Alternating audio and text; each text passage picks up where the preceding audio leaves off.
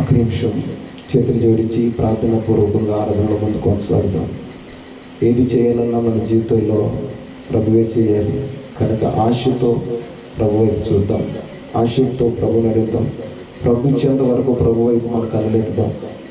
తప్పక మన జీవితంలో ఆయన సహాయం చేస్తాడు, తప్పకుండా నీ జీవితంలో అద్భుతం చేస్తాడు. దేనికోసమైతే నువ్వు దేవుని సందులో ఆశపడుతున్నావో, ఆధారపడ్డావో, ఆయన వేడుకుంటున్నావో, కన్నీటితో ఆయన పాదాలు కలుగుతున్నావో, తప్పకుండా నీ కన్నీటిని వృధా చేసే దేవుడు కాదా. ప్రభు వైపు కనులేద్దాం, ప్రార్థన చేసుకుందాం. మహోన్నతుడా, పరిశుద్ధుడా, మా గొప్ప తండ్రి యేసయ్యా, నీకు వందనాలు నాయన. ఈ కడవరి దినాల్లో, ఈ దినాల్లో ప్రభు మరొక శ్రేష్టమైనటువంటి నాయన ఈ పునరుద్ధానంలో నీ సన్నిధిలో ఈ పరిశుద్ధుల సహవాసంతో కలిసి నేను ఆరాధించే భాగ్యాన్ని నాకు కూడా ఇచ్చినందుకు నీకు వందనాలు, స్తోత్రాలు ప్రభువా. గడిచినటువంటి కాలం అంతా ప్రభు మమ్మల్ని బలపరిచే నాయన స్తోత్రాలు. మరొక శ్రేష్టమైనటువంటి నాయన ఈ ఆరాధన వరకు పాటల ద్వారా, ఆరాధన ద్వారా నిన్ను స్తుతించాం, గణపరిచాం, ఆరాధించాం. మాకున్న ఇరుకులు, ఇబ్బందులు, మాకున్న సమస్యలన్నీ ప్రభు ప్రార్థన రూపంలో నీ సన్నిధికి మేము చేర్చాం. ఆయన ఇక్కడ చేరవచ్చి ప్రతి బిడ్డను కృపలో జ్ఞాపకం చేసుకోండి, ప్రతి బిడ్డను బలపరచనయ్యా. హృదయాంతరంగా ఎరిగిన దేవుడు, గుండె లోతులను చూచున్న దేవుడు నాయన స్తోత్రాలు. ఎవరి హృదయంలో ఏ బాధ ఉందో ప్రభా, ఎవరి జీవితంలో ఏ సంఘటనలు ఉన్నాయో, ఎవరి జీవితంలో ప్రభా ఏ పరిస్థితులు ఉన్నాయో నాయన ప్రతి ఒక్కరిని గమనిస్తున్న దేవుడు. ఆరోగ్యం లేని వారికి ఆరోగ్యం ఇవ్వండి, అనారోగ్యంతో బాధపడుతున్న వాళ్ళకి వాళ్ళ అనారోగ్యం నుండి పరిపూర్ణమైన విడుదల కలిగి చేయండి ఆయన తండ్రి. నీకు స్తోత్రాలు ప్రభా. ఆర్థిక ఇబ్బందులతో, కుటుంబ సమస్యలతో ప్రభా, దాంపత్య విభేదాలతో నాయన ఆయా భయంకరమైనటువంటి సాతాన్య, దురాత్మ, మాంత్రిక, అంధకార శక్తుల బంధకాలతో బంధించబడి నాయన స్తోత్రాలు. విడుదల కోసం నీకు ఏడుకుంటున్న వారికి తండ్రి నీకు వందనాలు అయ్యా. నువ్వు తలుపు తెరుస్తావని ద్వారం దగ్గర నుండి నాయన చూస్తున్న ప్రతి బిడ్డ జీవితంలో నాయన ఒక అద్భుతమైన కార్యం మీరు జరిగేలా చేయండి తండ్రి. మా శక్తి చేత కాదు, మా బలం చేత కాదు, మా వల్ల అసలు ఏది కాదు నాయన. ఏది చేయాలైనా నువ్వే చేయాలి కనుక నీ కృప కొరకు బిడ్డలను అప్పచెప్తున్నాం నాయన స్తోత్రాలు. వాళ్ళ విశ్వాసాన్ని బట్టి ప్రభా, నీ మీద ఉన్నటువంటి నాయన స్తోత్రాలు ప్రభా, అచంచలమైనటువంటి ప్రేమను బట్టి నీ బిడ్డ జీవితంలో గొప్ప కార్యములు మీరు జరిగింపచేయమని ప్రార్థన చేయొచ్చు ప్రభా. జరగబోతున్న ఆరాధన అంతా ఆశీర్వాదకరంగా జరిగింపచేయండి అయ్యా.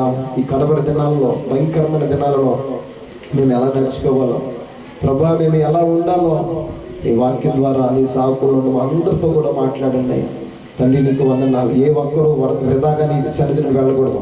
ప్రతి ఒక్కరూ సంతోషంతో గృహాలకు వెళ్ళడానికి సహాయము దయచేయండి. నీ వాక్యాన్ని మోసుకుని వాళ్ళ ఇంటికి వెళ్ళడానికి తండ్రి సహాయము దయచేయమని ఆయన. వాక్యం దారుణంగా రాకుండా అడ్డగిస్తున్న ప్రతి చీకటిని బంధించి ఆజ్ఞాపిస్తూ యేసు నామం ప్రార్థన చేసి అడుగుచున్నాము తండ్రి, ఆమేన్. దేవునికి స్తోత్రం. వాక్యాన్ని మనం ధ్యానం చేసుకుని ముగించుకుందాం.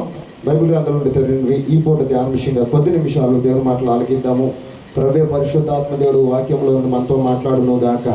హల్లెలూయా. యెషయా గ్రంథము, బైబిల్ తీద్దాం అందరూ కూడా.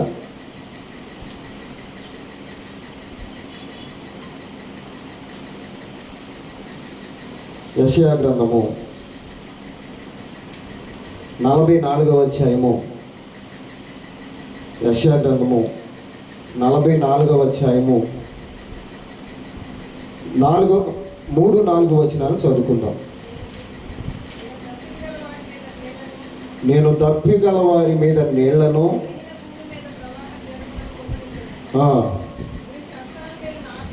నీ సంతానం మీద నా ఆత్మను కుమ్మరించదను. నీటి కాలువ యోరన నాటబడిన నెరవంజి చెట్టు గడ్డిలో ఎదుగునట్లు వారు ఎదుగుదురు. దేవునికి స్తోత్రం. హల్లెలూయా. ప్రభున దేవుని బిడ్డలారా, మరలా నేను చదువుతాను, ఒకసారి మీరు చూసుకున్న మాటలో 3-4 వచనాలని మనం చదువుకుని అందులో ఒక మాట నేను మీకు చెప్పాలని ఆశపడుతున్నాను. యెషయా గ్రంథము 44వ అధ్యాయము. యెషయా గ్రంథము 44వ అధ్యాయము 3-4 వచనాలు చదువుతున్న శ్రద్ధగా ఆలకించండి. నేను దప్పిగల వారి మీద నీళ్లను, ఎండిన భూమి మీద ప్రవాహ జలములను కుమ్మరించెదను. నీ సంతతి మీద నా ఆత్మను కుమ్మరించెదను. నీకు పుట్టిన వారిని నేను ఆశీర్వదించేదను. నీటి కాలువల యొద్ద నాటబడిన నెరవంజి చెట్టు గడ్డిలో ఎదుగునట్లుగా వాళ్ళు ఎదుగుదురు.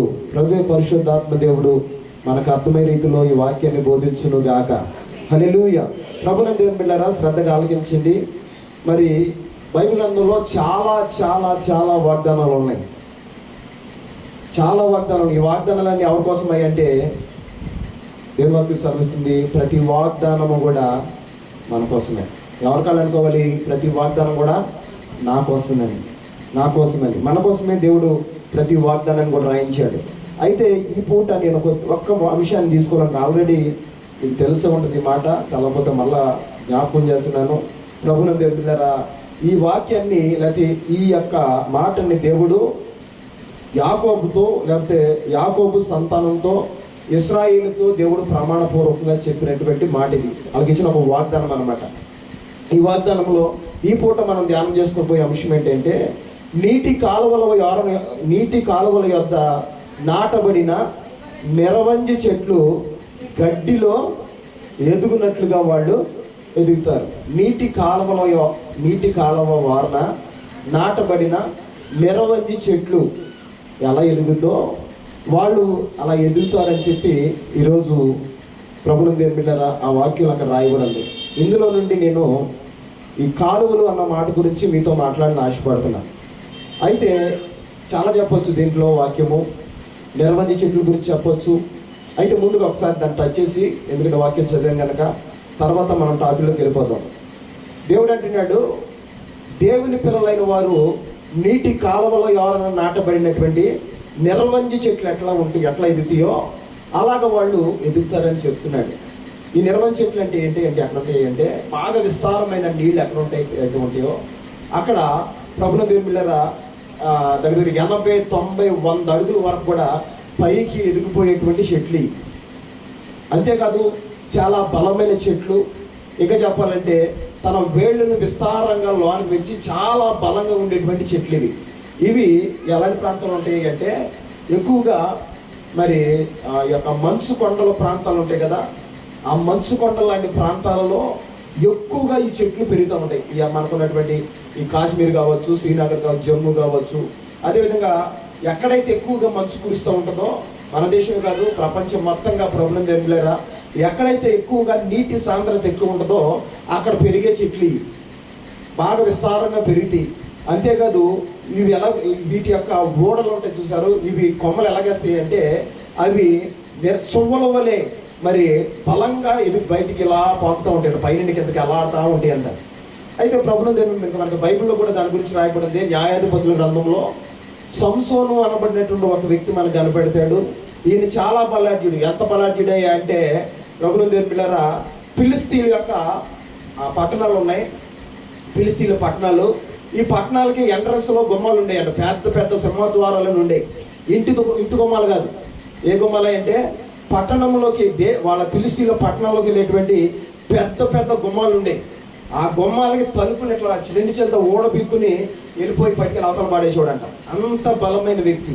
నేను చాలాసార్లు చెప్తున్నాను, ప్రభునందు దేవుని బిడ్డలారా, ఒక్క రాత్రే 300 నక్కలు పట్టుకుని తోక తిప్పి ఫిలిస్తీన్ల యొక్క పొలాల్లో వదిలిపెట్టేస్తే ఆ నక్కలు మొత్తం ఫిలిస్తీన్ల పొలాలన్నీ కూడా, గోధుమ చేలన్నీ కూడా తగలెట్టేసినట్లుగా బైబిల్ గ్రంథంలో రాయబడింది. అంటే అసలు నక్క చరిత్రలో మనిషికి దొరికిన దాఖలాలు లేవు.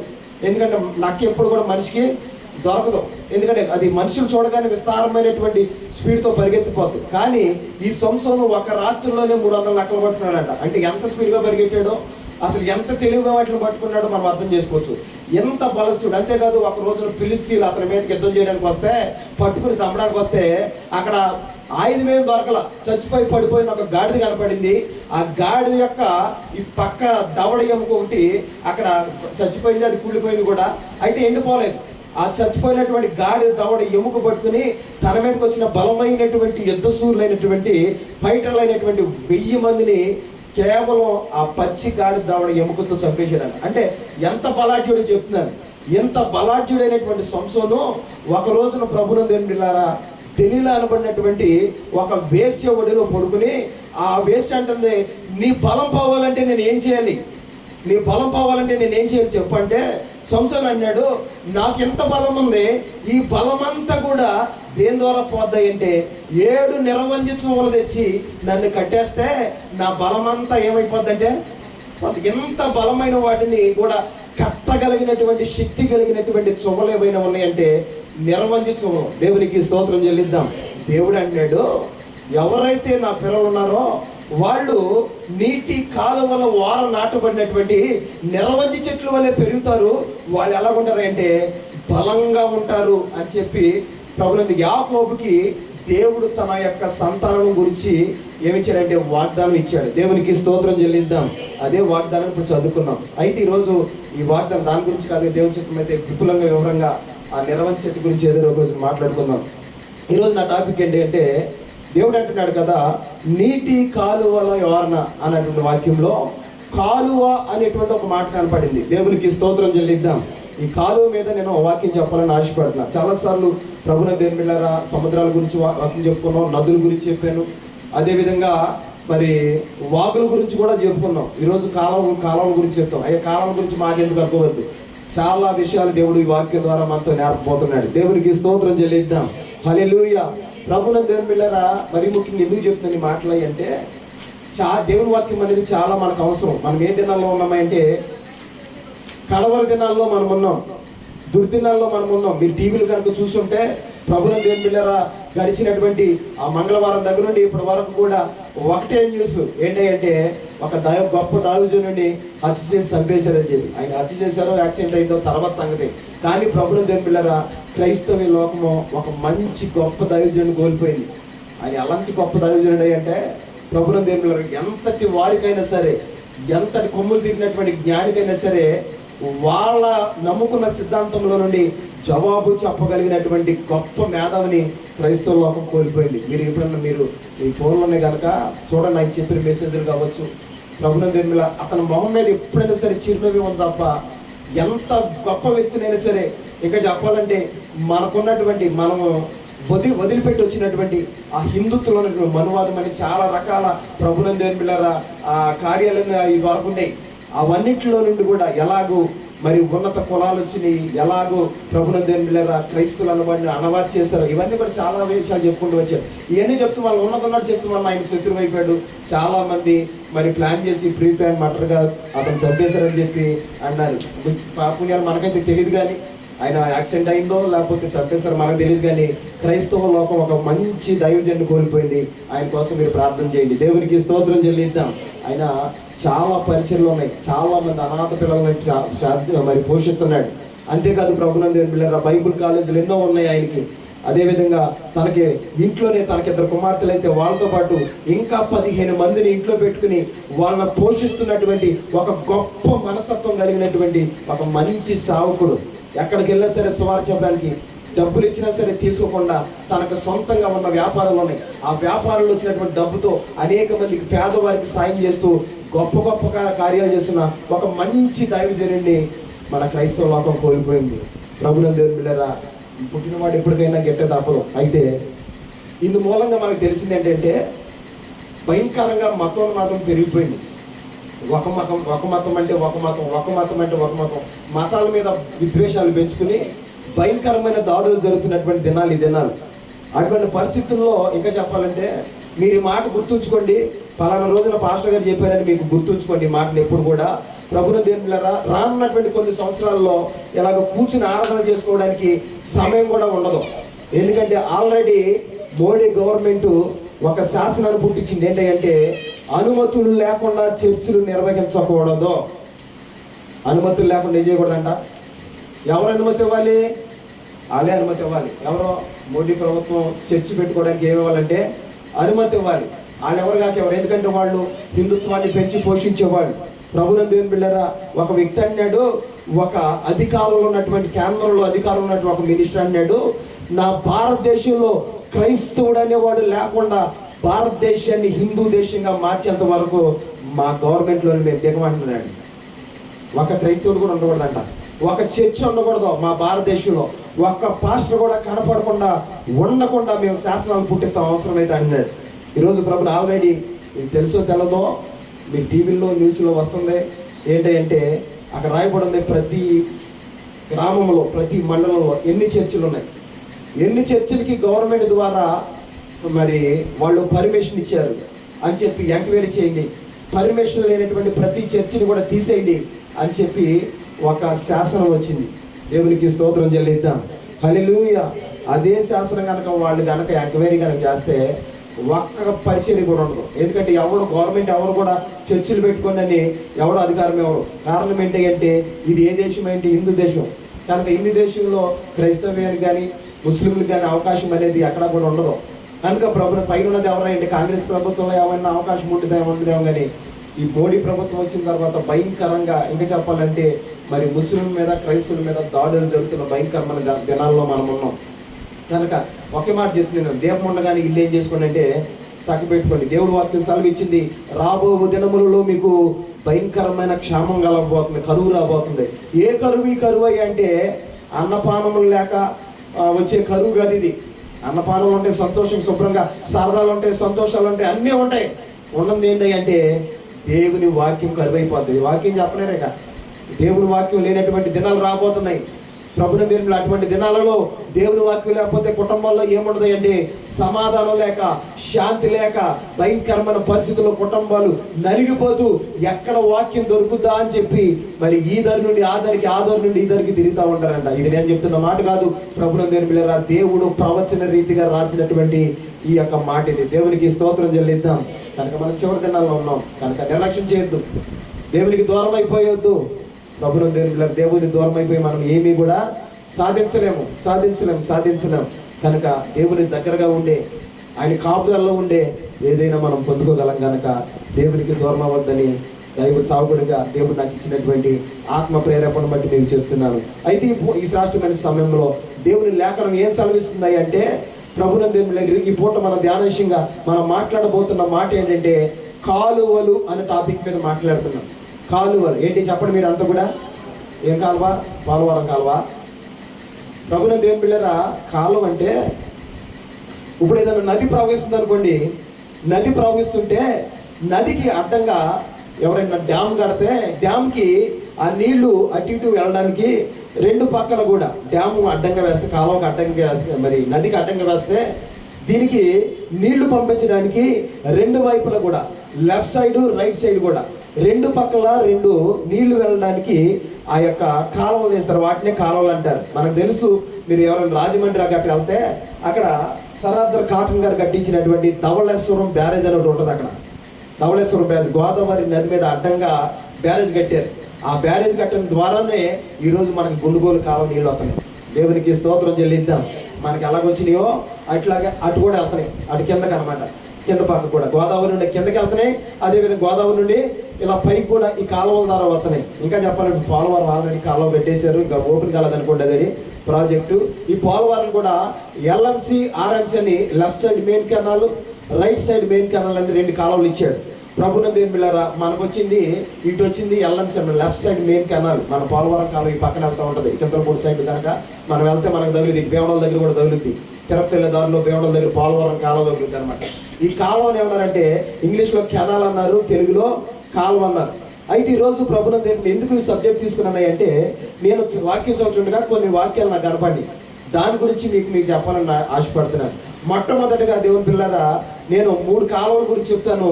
ఈ 3 కాలువలు కూడా మన జీవితానికి మనం అన్వయించుకుంటగలిగితే ఈ 3 కాలువల ద్వారా నా దేవుడు మనకి కొన్ని పాఠాలు నేర్పించాలని ఆశపడుతున్నాడు. దేవునికి స్తోత్రం చెల్లిద్దాం. హల్లెలూయా. మొట్టమొదటి కాలువ, ఈ కాలువ ఏం కాలువ అంటే కప్పలతో నింపబడిన కాలువ. చెప్పండి ఏంటది అంటే దేంతో నింపిపోయిందంట? కప్పలతో నింపబడిన కాలువ. చూద్దాం ఒకసారి. నిర్గమకాండము ఏంటి కప్పలో, మన జీవితానికి ఎందుకు ఈ కప్పల గురించి దేవుడు మాట్లాడుతున్నాడు ఒకసారి చూద్దాం. నిర్గమకాండము 8వ అధ్యాయము 5వ వచనం చదువుకుందాం. నిర్గమకాండ గ్రంథము 8వ అధ్యాయము 5వ వచనం చదువుకుందాం.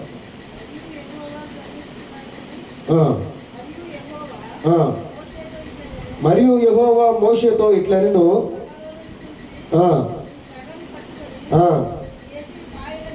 ఏటి పాయల మీద, కాలువల మీదను, చెరువుల మీదను నీ చేయి చాపి ఐగుప్తు దేశం మీదకి కప్పలు రాజేయమని ప్రజలతో చెప్పమని. దేవునికి స్తోత్రం, హల్లెలూయా. ఇక్కడ ఒక వాక్యం మనం చదువుకుందామండి. అదేంటంటే అహరోను చేతిలో ఒక కర్ర ఉందంట. ఎవరి చేతిలో? అహరోను. ఎవరి అహరోను? మోషే అన్నైనటువంటి అహరోను. ఈ అహరోను గారి చేతిలో ఒక కర్ర ఉందంట. దేవుడు చెప్తున్నాడు, ఈ కర్రతో ఏటి పాయల మీద కాలువల మీద నువ్వు కొడితే ఏం జరుగుతాయి అంటే ఏటి కాలువల్లో నుండి ఏమొచ్చేస్తాయి అంటే కప్పలు వచ్చేస్తాయి. ఈ కప్పలంతా కూడా ఐగుప్తు దేశపు నిండా కూడా నిండిపోతాయి అని దేవుడు చెప్పాడు. ఎందుకు ప్రభునందు ఈ మాట చెప్పాడు అంటే శ్రద్ధగా ఆలకించండి. మరి దేవుడు ఇశ్రాయేలు ప్రజలు ఐగుప్తులో ఉండి దేవునికి ప్రార్థన చేశారు, ప్రభువా మేము ఈ చాకిరి పడలేకపోతున్నామయ్యా, ఈ భయంకరమైనటువంటి పనులు మేము చేయలేకపోతున్నామయ్యా, నువ్వు మాకు సహాయం దయచేయి అని చెప్పి 420 సంవత్సరాలుగా వాళ్ళు దేవునికి ఏం చేస్తున్నారంటే ప్రార్థన చేస్తున్నారు, మూలుగులు విడిచారు, మొర్ర పెట్టారు. అయితే ఒకానొక సమయంలో వాళ్ళు చేసిన ప్రార్థన దేవుని సన్నిధికి చేర్చబడి ఎలాగైనా సరే వాళ్ళ పాప బానిసత్వం నుండి, ఆ భయంకరమైన సంఖ్యల నుండి, ఫరో యొక్క కబంధ హస్తాల నుండి విడిపించాలని దేవుడు ఆశపడి ఒక ఫరో అనేటువంటి మోషే అనేటువంటి ఒక మరి వ్యక్తిని యాజకుడిగా నియమించి ఆయన్ని ఫరో దగ్గర పంపించి సావధానంగా మాట్లాడుతున్నాడు. ఏమన్నాయంటే ఇప్పుడు మోషే మరి ఫరోతో మాట్లాడుతాడు, రాజా ఐగుప్తు రాజైన ఫరోతో మాట్లాడుతాడు. ఏమంటే రాజా, ఇదిగో మేము 430 సంవత్సరాల మధ్య మీ దగ్గర బానిసలుగా ఉన్నాం. అయితే మా దేవుడు చెప్తున్నాడు, మీరు ఎక్కడి నుండి బయటకు వచ్చి నన్ను ఆరాధన చేయండి అని మా దేవుడు చెప్తున్నాడు. కనుక నువ్వు కనుక అవకాశం అయితే మేము వెళ్ళి మా దేవుడిని ఆరాధించుకుంటాం, కనుక మా ప్రజలైన వారిని నువ్వు బయటికి పంపి అని చెప్పి అడిగాడు. అయితే ఫరో ఏమన్నాడు తెలుసా? వీళ్ళు 400 సంవత్సరాలు 430 సంవత్సరాలు ఉచితంగా అక్కడ పనిచేస్తున్నారు, భయంకరమైన బానిసత్వం పనిచేస్తున్నారు, వాళ్ళకి ఇల్లు కడతారు, వాళ్ళకి సమాలుగా. ఇప్పుడు కూడా మీరు ఐగుప్తు సమాధులని పిరమిడ్లని ఉంటాయి, ఆ పిరమిడ్లు మరి ఇశ్రాయేలునే కట్టినట్లుగా కొన్ని ఆధారాలు కూడా ఉన్నాయి. ప్రభునందు పిల్లరా, మీరు అక్కడికి వెళ్ళి చూస్తే తెలుస్తుంది ఎంత పెద్ద కట్టడాలు అవి ఎంతకీ ఏంటంటే వాళ్ళ సమాధులు. అంతేకాదు వాళ్ళు ఉండేటువంటి రామ్సేస్ అనేటువంటి ఒక గొప్ప పట్టణాన్ని కూడా ఇశ్రాయేలు కట్టినట్లుగా ఆ చరిత్రలో రాయబడి ఉన్నాయి. వాళ్ళతో వెట్టి చాకరీ చేయించుకుంటూ, ఇటకల పనులు చేయించుకుంటూ, బిల్డింగ్లు కట్టించుకుంటూ, వాళ్ళ సమాధులు కట్టించుకుంటూ వీళ్ళని భయంకరంగా నలిపేస్తున్నాడు. అటువంటి వీళ్ళకి ఉచితంగా పనిచేస్తున్నారు, వాళ్ళకి ఏ తినడానికి ఆహారం ఇస్తున్నారు, వాళ్ళందరూ కూడా ఉచితంగా పనిచేస్తున్నారు. అటువంటి సమయంలో ప్రభునందు పిల్లరా వీళ్ళు ప్రార్థన చేశారు, ప్రభా మేము ఈ పని చేయలేకపోతున్నామయ్యా, మేము ఈ సాకిరీ చేయలేకపోతున్నామని ప్రార్థన చేస్తుంటే దేవుడు కరుణించాడు, సేవకుడు పంపించాడు. సేవకుడిని ఫరోతో మాట్లాడుతుంటే నేను వాళ్ళ పంపినగాక ఏం చేయనంటే పంపినంటే మా దేవుడు ఆరాధించుకోవడానికి పంపిమన్నాడు కనుక మేము వెళ్తామంటే ఫరో ఏమన్నాడు తెలుసా? రే, ఈ లోకంలో ఉన్న దేవుళ్ళందరూ నా గుప్పిట్లో ఉన్నారు. ఎవరి గుప్పిట్లో ఉన్నారట? ఫరో గుప్పిట్లో ఉన్నారు. నా గుప్పిట్లో నుండి ఈ ప్రజలను బయటికి తీసుకెళ్ళిపోయే దేవుడు ఎవడో అని చెప్పి యెహోవా ఎవడో నాకు తెలియడు అన్నాడంట. యెహోవా ఎవడో నాకు తెలియడంటే అప్పుడు దేవుడికి రోషం వచ్చింది. ఎందుకంటే యెహోవా ఎవడో నీకు తెలియదా? యెహోవా ఎవడో నీకు తెలిసేలాగా చేసి నా ప్రజలు నేను ఎక్కడి నుండి ఏం చేస్తానంటే తీసుకెళ్తాను అని చెప్పి ప్రభునందు పిల్లరా దేవుడే ఫరో హృదయాన్ని ఏం చేశాడంటే కఠినపరిచేశాడంట.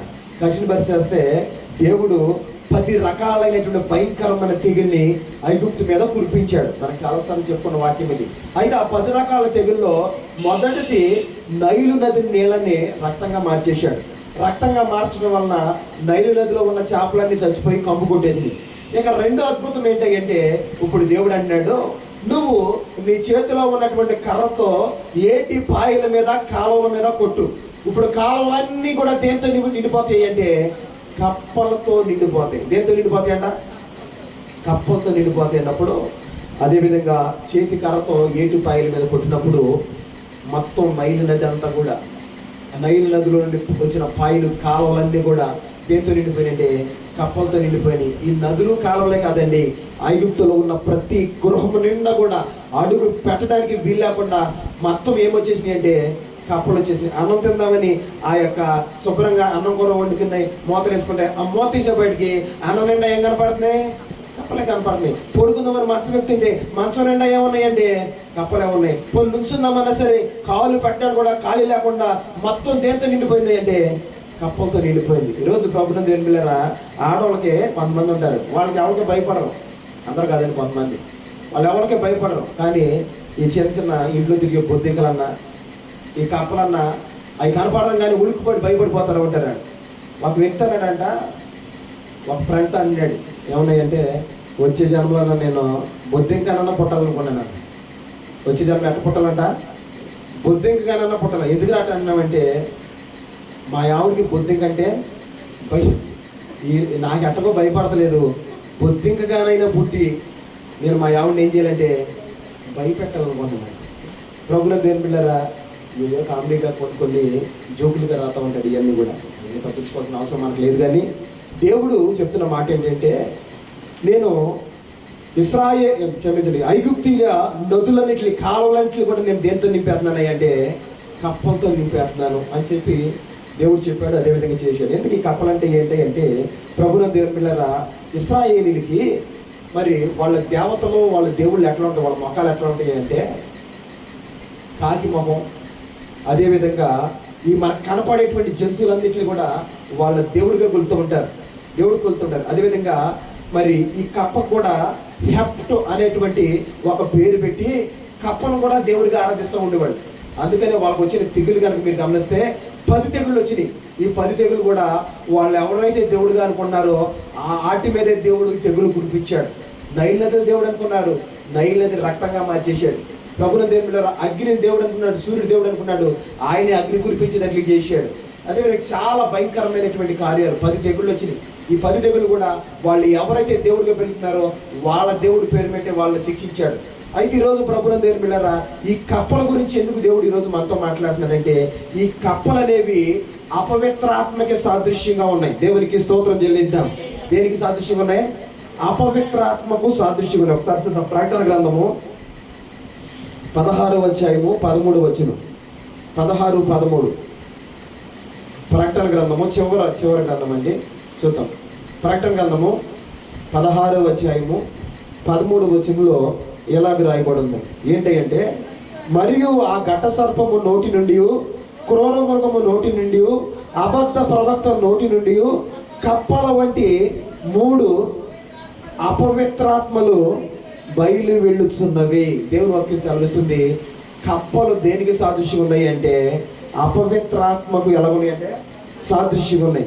ప్రభుత్వం దేవుని బిడ్డలారా ఈ శ్రేష్టమైనటువంటి సమయంలో కప్పల ఆహారం ఎట్టకంటే ఎప్పుడైనా చూసారా? పురుగులు తింటా ఉంటాయి.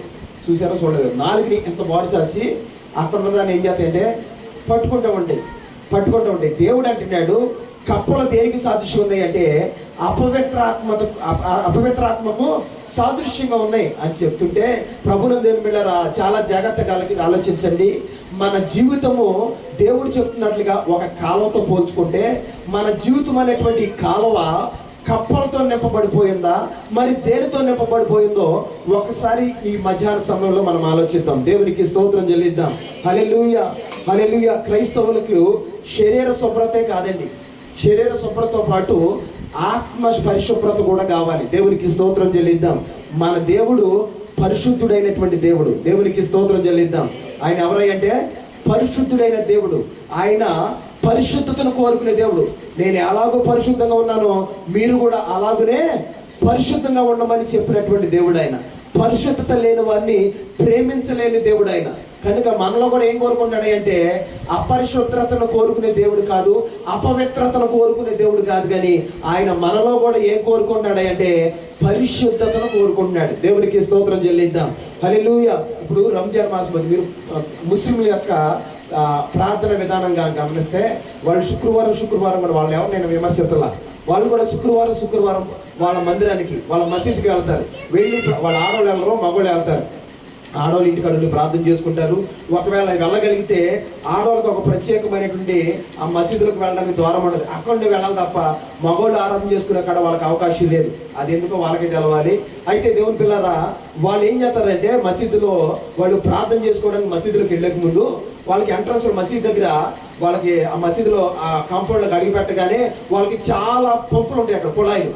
వాళ్ళు కుళాయి దగ్గరికి వెళ్ళి ఆ ముందుగా కాళ్ళు, చేతులు, ముక్కు, మొహం, అసలు చెవుల్లో ఏమైనా ఉందా, ముక్కులో ఏమైనా ఉందా, గోరులో ఏమైనా ఉందని మొత్తం శుభ్రంగా ఏం చేస్తారంటే కడుక్కుని, మీరు ఎవరికన్నా ముస్లిం ఆరాధన చేసుకునే స్థలం దగ్గర చూత కనుక వెళ్తే ముఖ్యంగా మనకు ముందు కనపడేది ఏంటంటే అక్కడ అన్ని కూడా కుళాయిలు ఉంటాయి, పప్పులు ఉంటాయి, కూర్చోడానికి స్థలం ఉంటాయి. చక్కగా కూర్చుని కాళ్ళు చేతులు ముక్కు మొహం అన్ని కూడా శుభ్రంగా కడుక్కుని ఏ దుమ్ము మట్టి కూడా లేకుండా శుభ్రంగా కడుక్కుని వాళ్ళు మందిరంలో వాళ్ళ మసీదులో అడుగు పెడతారు. వాళ్ళ ఆలోచన ఏంటంటే ఏమైనా మట్టి ఉంటే సాతాను కూడా వాళ్ళతో పాటు ఎక్కడికి వచ్చేస్తాడంటే లోనకు వచ్చేస్తాడన్న వాళ్ళ ఆచారం. అయితే ప్రభునందు దేవుని బిడ్డలారా, చేతులు పైన అవయవాలన్నీ శుభ్రంగానే కనుక్కున్నాం, కానీ లోపల మనసుకు పట్టిన మట్టిని ఎవడు కడుగుతారు? దేవుడు అంటున్నాడు మీకు శరీర శుభ్రతే కాదు, ఏ శుభ్రత కూడా కావాలి అంటే దేవునికి స్తోత్రం, నేను పరిశుద్ధుని కనుక మీ హృదయాలను కూడా ఎట్లా చూసుకోండి అంటే పరిశుద్ధంగా ఉంచడానికి చూసుకోండి. ఈరోజు ప్రభునందు దేవుని బిడ్డలారా, మానవ హృదయాల్లో అపరిశుభ్రత అనేటువంటి ఆత్మకు పట్టినటువంటి కొన్ని కప్పలు ఉన్నాయి. వాటిని మనము బయటికి విడుదల కలగజేస్తేనే మనకి దేవుని యొక్క కృపావరాలు మనం సాధించగలుగుతాం. దేవుని కృపకు మనం పాత్రలోగలుగుతాం. కనుక ప్రభునందు దేవుని బిడ్డలారా, ఒక దేవుని నమ్ముకుని క్రైస్తవ్యాన్ని దేవుడే మార్గం అని గుర్తించి ఆయన దగ్గరికి వచ్చి ఆయన వెంబడిస్తున్న మనందరిలో కూడా మన కాలం అనేటువంటి ఈ జీవితం అనేటువంటి కాలంలో కప్పలు ఉన్నాయా, లేకపోతే దేవుని పరిశుద్ధమైనటువంటి ఆయన వాక్యం ఉందా ఒకసారి మనం చూసుకోవాలి. దేవునికి స్తోత్రం చెల్లిద్దాం. అయితే ఏంటి మనిషి హృదయంలో ఉండే కప్పల లాంటి అపవిత్రాత్మలు ఏంటి అంటే చూద్దామండి ఒకసారి. గలతీయులకు రాసిన పత్రిక అపోస్తలుడైన పౌలు 5వ అధ్యాయము 19వ వచనం. మన జీవితంలో ఎటువంటి అపవిత్ర కప్పల వంటి అపవిత్రాత్మలు ఉండకూడదో ప్రభు మనతో మాట్లాడుతున్నాడు. దేవుడు అంటున్నాడు, మిమ్మల్ని నేను సర్వ సత్యపు అనుభవంలోకి మిమ్మల్ని మార్చాలని ఆశపడుతున్నాను, క్రీస్తు లాంటి నా వలె మీరు మార్చబడాలని ఆశపడుతున్నానని ప్రభు అనేక రకాలుగా వాక్యంలో మనకు బోధిస్తూ వచ్చాడు. దేవుని పిల్లలమైన మనము ప్రభులో ఎదుగుతూ ఉండగా, ఆయనలో మన దినములు సంవత్సరాలు గడుస్తూ ఉండగా క్రీస్తు స్వరూపంలోనికి మనం మార్చబడాలి. ప్రభునందు దేవుని పిల్లల మన బ్రతుకులో దినదినము మార్పు రావాలని దేవుడు మనతో మాట్లాడుతున్నాడు. అదేంటంటే ఒకసారి చదువు. గలతీయులకు రాసిన పత్రిక 5వ అధ్యాయము 19వ వచనాన్ని ఒకసారి మనం చదువుతాం. అపోస్తలుడైన పౌలు గలతీయులకు రాసిన పత్రిక 5వ అధ్యాయము 19వ వచనం. మనిషి హృదయంలో ఉండేటువంటి ఆ యొక్క అపవిత్రాత్మలు, ఈ కప్పల వంటి అపవిత్రాత్మలు ఏంటో అక్కడ రాశాడు. చూద్దాం ఒకసారి. గలతీయుల పత్రిక. శరీర కార్యములు స్పష్టమైనవి, అవి ఏమనగా ఒకసారి నండి ప్రభునందు దేవుని బిడ్డలారా, మనుష్య హృదయంలో ఉన్నటువంటి అపవిత్రాత్మలనే కప్పలివి. దేవుని పిల్లల హృదయాల్లో ఇవి ఉండకూడదు. దేవునికి స్తోత్రం చెల్లిద్దాం. ఐగుప్తులో ఉన్నటువంటి కాలువలన్నీ దేంతో నింపబడిపోయినాయి అంటే కప్పలతో నింపబడిపోయినాయి. ఈ కప్పలో అపవిత్రాత్మకు మరి ఆత్మను అపవిత్రపరిచే విధంగా ఉన్నాయి. దేవుడు అన్నాడు అలాంటివి మీ హృదయంలో ఉండకూడదని దేవుడు చెప్తూ అవేంటో చెప్తున్నాడు. అపోస్తలుడైన పౌలు గలతీ అనేటువంటి సంఘంలో ఉన్నటువంటి ఆ సంఘంతో చెప్తున్నాడు, మీలో ఈ అపవిత్రాత్మలనే కప్పలు ఉండకూడదు, ఆ ఉన్నాయేమో ఒకసారి చూసుకుని వాటిని తొలగించుకోవడానికి మీరు ఏం చేయండి అంటే ప్రయాసపడండి అని చెప్తూ ఆ మాటలు చెప్తాడు. ఏంటి ఆ కప్పలు అంటే స్లోగా చదువు. అవి మొట్టమొదటి ఏం కప్పలంటది? మొట్టమొదటి జారత్వము, అపవిత్రత, కాముకత్వము, విగ్రహారాధన, వేషములు, కలహములు, మత్సరములు, క్రోధములు, కక్షలు, భేదములు, అసూయలు, అల్లరితో కూడినటువంటి ఆటపాటలు అనేటువంటి ఇప్పుడు చెప్పబడిన ఈ లిస్ట్ అనేటువంటి కప్పలన్నీ కూడా దేవుని పిల్లల హృదయాల్లో నుండి తీసేలా ప్రభు మాట్లాడుతున్నాడు. దేవునికి స్తోత్రం చెల్లిద్దాం. హల్లెలూయా. ఈ కప్పలతో నింపబడి అపవిత్రమైపోతే అపవిత్రమైన వాటిని దేవుడు పక్క దోషేస్తాడు. ఎందుకంటే ఆయన పరిశుద్ధుడైన దేవుడు. దేవునికి స్తోత్రం చెల్లిద్దాం. హల్లెలూయా, హల్లెలూయా. మన దేవుడు ఎలాంటి వాడు అంటే పరిశుద్ధుడు. ఆయన దేని కోరుకుంటాడు అంటే మనలో పరిశుద్ధతను కోరు. శరీర పైకి బాగానే ఉన్నాం, కానీ మన హృదయానికి కట్టిన మట్టిని, మన హృదయానికి లోపల ప్రభునందు దేవుని బిడ్డలారా మనలో ఉన్న ఆత్మకు పట్టిన మాలిన్యాన్ని తొలగించుకోమని ప్రభు మాట్లాడుతున్నాడు. ఆ కాలం అంతా కప్పలతో నిండిపోతే ఈ మానవ హృదయము దేహం అనేటువంటి ఈ కాలం అంతా కూడా ప్రభునందు దేవుని బిడ్డలారా అపవిత్రాత్మ అనేటువంటి కప్పల చేత ఏమైపోయిందంటే నింపబడిపోయింది. దేవుడు అన్నాడు ముందుగా దాన్ని మనం ఏం చేసుకోవాలంటే శుభ్రపరచుకోవాలి. చెప్పాడు కదా ప్రభునందు దేవుని ఎలాంటి భయంకరమైన కప్పలు ఉన్నాయో. కోపం అంట, కాముకత్వం అంట, ప్రభునందే భయంకరమైనటువంటి జారత్వం అంట, అల్లరతో కూడినటువంటి ఆటపాటలు భయంకరమైన చాలా. ఇంటికి వెళ్ళాక ఖాళీగా కూర్చొని చదువుకోండి, సమయం లేదు కనుక నేను మీకు ముగించి ఎదరికి వెళ్ళిపోతున్నాను. ప్రభునందు దేవుని బిడ్డలారా, అందులో ఏమి మనలో ఏమున్నట్టాయి అంటే అపవిత్రాత్మ సంబంధమైన కప్పలు మనలో ఏం చేస్తున్నట్టంటే వేలుబడి చేస్తున్నట్లు. ప్రభునందు దేవుని బిడ్డలారా, దేవుని వాక్యం శ్రమిస్తుంది. పులిసిన పిండి కొంచెమైనా సరే ముద్దంతటిని ఏం చేద్దాయంటే పాడు చేసేద్దంటే. దేవుని వాక్యంలో రాయబడింది మాట, కొంచెం పులిసిన పిండి నీలో ఉంటే నీలో ఉన్నటువంటి పరిశుద్ధమైన జీవితాన్ని అంతటిని ఏం చేద్దాయంటే పాడు చేసేది. కనుక దేవునిలో వాక్యములో ఎదుగుతున్న మనము ఇలాంటివి ఏమన్నా ఉంటే కొద్ది కొద్దిగా మనము దాటిని ఏం చేయాలంటే తీసుకోవడానికి ప్రయాసపడాలని ప్రభు మనతో మాట్లాడుతూ ఈ కప్పలతో నింపబడిన కాలం గురించి మనతో మాట్లాడుతున్నాడు. దేవునికి స్తోత్రం చెల్లిద్దాం. హల్లెలూయా. ఏ కాలం ఇది? చెప్పండి ఏ కాలం ఇది? కప్పలతో నిండినటువంటి కాలువ. కప్పలంటే ఏంటన్నాయంటే అపవిత్రాత్మలు. ఏంటి అపవిత్రాత్మలు అంటే మనం ఈ గలతీ పత్రిక 5:19 రాయబడినాయి. అవన్నీ కూడా ఇంటికి వెళ్ళినాక ఒక్కొక్కటిగా చదువుకోండి. వాటిలో కనుక ఏదైనా నీలో ఉంటే దాన్ని తొలగించుకోవడానికి నువ్వేం చేయాలంటే ప్రయత్నం చేయాలి. దేవునికి స్తోత్రం చెల్లిద్దాం. హల్లెలూయా.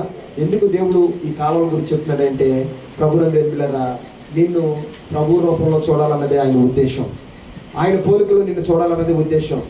ఆయన వలె నిన్ను పరిశుద్ధంగా మార్చబడాలన్నదే ఆయన ఉద్దేశం. దేవునికి స్తోత్రం చెల్లిద్దాం. హల్లెలూయా, హల్లెలూయా. ఇక రెండో విషయం వెళ్ళిపోతాం. రెండవ కాలం ఏంటంటే, ప్రభునందు దేవుని బిడ్డలారా, ఈ కాలంకి నేను పెట్టుకున్న పేరు ఏంటంటే ఆశీర్వాదము తెచ్చిన కాలువ. ఏం తెచ్చింది కాలువ? చెప్పాలి. ఏం తెచ్చింది? ఆశీర్వాదం తెచ్చింది. మొదటి కాలువ ఏం కాలువ అని చెప్పామంటే కప్పలతో కూడిన కాలువ. రెండవ కాలువ ప్రభునందు దేవుని బిడ్డలారా ఏం తెచ్చింది అంటే ఆశీర్వాదాన్ని తెచ్చింది. ఏంటి కాలువ అని కనుక ఆలోచన చేస్తే, ప్రభునందు దేవుని బిడ్డలారా మనకు తెలిసినటువంటి ఒక విషయం చూద్దామండి. ఆదికాండము 30:38 ఒక మాట రాయబడి ఉంది. మీకు తెలిసిన మాకు కొత్త మాటలు ఏం కాదు, ఇక్కడ అన్నీ కూడా తెలిసినవి. ఏంటంటే అది ఆదికాండము 30:38 యాకోబు గారి గురించి ఆయనకు వచ్చిన ఒక భయంకరమైన పరిస్థితి. ఆ పరిస్థితుల్లో దేవుడు చెప్తున్నటువంటి ఒక శ్రేష్టమైన మాట చూద్దాం. మరి 30:38 ఆదికాండం. మందలు నీళ్లు తాగ వచ్చినప్పుడు చూలు కట్టుటకు అతడు తాను వలిచిన చువ్వలను మందలు త్రాగుటకు వచ్చు కాలువలలో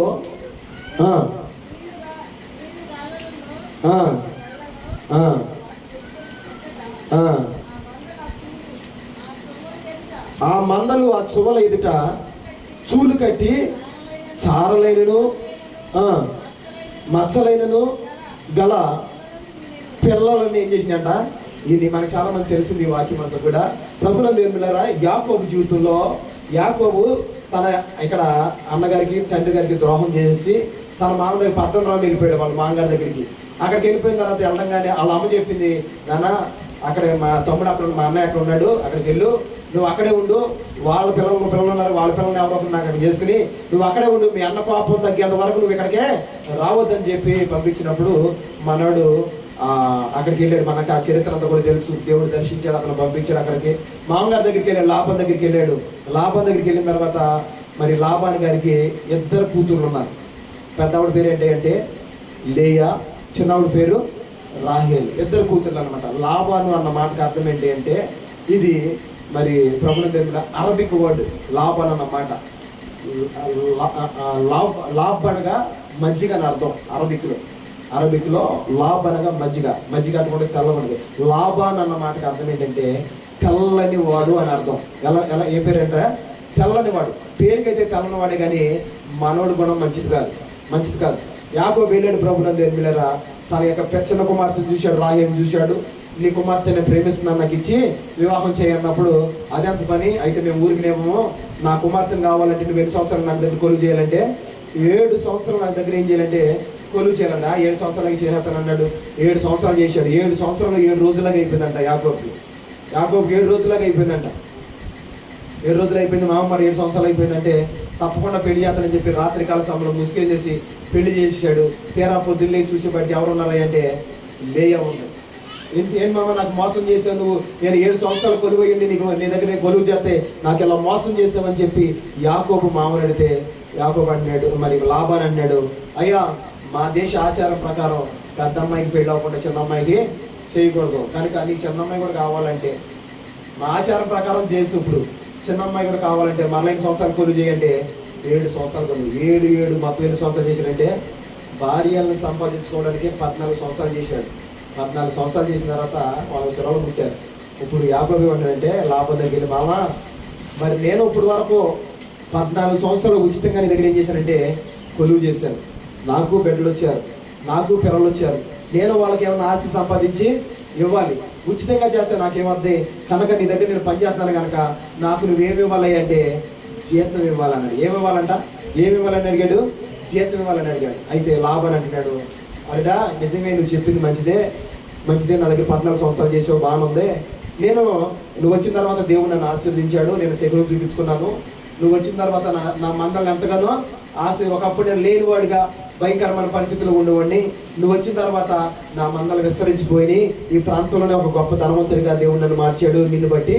కనుక తప్పకుండా నేను నీకు ఏమిస్తానంటే జీతం ఇస్తానని చెప్పి ఏం చేశాడంటే పొడలుగా ఉన్నవన్నీ కూడా నాయి, మచ్చలు ఉన్నవన్నీ కూడా నాయి, ఓన్లీ ప్లెయిన్గా నల్లగా ఏ మచ్చ ఏమి లేకుండా ఉన్నాయి, ప్లెయిన్గా ఉన్నాయి మాత్రం నీ ఎన్ని కొడతాయని తీసుకున్నప్పుడు ప్రభుత్వం దేని పిల్లరా మోసంతో చెప్పాడు. అది మోసంతో చెప్పినప్పుడు మరి అన్నీ కూడా మరి యాకోబు ప్రార్థన ప్రభువా 14 సంవత్సరాలు ఉచితంగా మరి వీడి దగ్గర పనిచేశాను, ఇప్పుడు జీతం కోసం పనిచేస్తున్నాను. మరి మచ్చలుగా అన్ని పుట్టేయన్నీ మచ్చలుగా పడుతుంది, అక్కడక్కడ ఏదో ఒక మచ్చ ఉంటుంది, మచ్చ లేకుండా ఏది కూడా ఉండదు, పొడలు లేకుండా ఏది ఉండదు. మా మామ కప్పటో పాయింతో నాకేమని చెప్పాడు అంటే మచ్చలుగా ఉన్నాయి, మచ్చలు ఉన్నాయని ఆయన అన్నాడు. మచ్చలు లేనివి మొత్తం అంతా కూడా ప్లెయిన్గా ఉన్నాయి, ఏదైతే ప్లేన్ కూడా అది నాది అన్నాడు. కనుక నువ్వే నాకు సహాయం దయచేయి అని చెప్పి దేవుని సన్నిధిలో ప్రార్థన చేసినప్పుడు దేవుడు ఆ ప్రార్థన విని అన్నీ కూడా ఎలాంటివి పుట్టించాడు అంటే మచ్చలు లేని, అన్నీ కూడా మచ్చలు లేని పుట్టించాడంట. ఇది చూసినటువంటి లాభానికి మరలా కనుగొట్టింది. మరలా కనుగొట్టి ఏమన్నాడంటే అరే ఈసారి మచ్చలు ఉన్నాయి, పొడలు ఉన్నాయి, సార్లు ఉన్నాయి, అదేవిధంగా నల్లవి కూడా నాయే. నీవి ఏ అంటే ఓన్లీ కలర్లో ఉన్న ఎటువంటి మచ్చ డాగు కలంకం లేని అన్ని కూడా నీ అన్నాడు. యాకోబు ఏది ప్రార్థన చేస్తుంటే అలాంటి పిల్లలు అక్కడ పుడతాయి. ప్రభువును దేవుని పిల్లారా ఇప్పుడు అంటున్నాడు, ఇప్పుడు ఇదిగో ఈ మచ్చలో ఈ పొడలో ఈ యొక్క మరి ఈ సార్లు ఉన్నాయని కూడా ఈసారి నువ్వు తీసుకోరని చెప్పి యాకోబుని అన్నప్పుడు ఈసారి యాకోబు ఏం చేస్తాడంటే దేవుడి సన్నిధికి వచ్చి ప్రార్థన చేస్తుంటే దేవుడు చెప్పాడంటే అంటే యాకోబు ఇక్కడ చీనారు జింగిసారు అనేటువంటి ఒక జాడులు ఉన్నాయి, వాటిని తెచ్చి వాటి మీద తొక్కవలసి ఎక్కడైతే ఏ కాలంలో అయితే నీ మందలు నీళ్ళు తాగుతున్నాయో ఆ మందలకి కనపడేటట్లుగా ఈ చువ్వలని సార్లు తీసుకెళ్ళిపోయి ఆ నీళ్ళలో పెట్టు. ఈ మందలు నీళ్ళు తాగడానికి వచ్చి ఆ చువ్వల చారలు చూసి అవి చూస్తూ చూలు కట్టి ఏం చేస్తాయి అంటే పిల్లలకంటే ఆ వచ్చిన పిల్లలన్నీ కూడా ఎలాంటివి వస్తాయి అంటే చారలో అదేవిధంగా మచ్చలతో కూడి వస్తాయి అని చెప్పి దేవుడు చెప్పినప్పుడు దేవుడు చెప్పినట్లుగా ప్రభువును దేవుని పిల్లరా ఈ చీనారు జింగిచారు అనే చువ్వలను తీసుకెళ్ళి ఆ నీళ్ళలో పెట్టి మందల నీళ్ళ తాగడానికి అక్కడ తోలినప్పుడు ఈ మందలో ఆ నీళ్ళను చూసి ప్రభువును దేవుని చూలు కట్టి అన్నీ ఎలాంటి పిల్లలు పుట్టినాయి అంటే సార్లు కలిగినటువంటి పిల్లలే పుట్టినాయి. ఏదైతే యాకోబు ఆశించాడో అదే విధంగా దేవుడు యాకోబుకి అనుగ్రహింపజేసేటట్లుగా చేశాడు. యాకోబు దానికి పెట్టిన పేరు ఏంటి అంటే ఆ కాలం యాకోబుకి ఏం తెచ్చింది అంటే ఆశీర్వాదాన్ని తెచ్చింది. మామ యాక్చువల్గా యాకోబుకి ఏం కలిగించాలనుకున్నాడంటే నష్టం కలిగించి కప్పటోపు కాయలేసి ఇంక చెప్పాలి మీ బైబిల్లో రాయబడ్డదే 10 సార్లు యాకోబు జీతాన్ని మార్చాడంట.